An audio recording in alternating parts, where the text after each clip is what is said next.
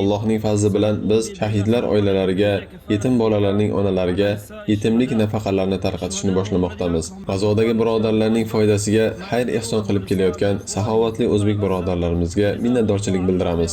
Alloh taolo sizlarni eng go'zal mukofotlar bilan mukofotlasin. دون الإله مثوبة فعساه يقبل سعينا يا ربنا يا. نشكر شباب الأوزبك على هذه الكفالة وبتمنى ما تنسونا إن شاء الله من دعمكم. جزاكم الله كل خير. يروي قفار الضمي ننثر.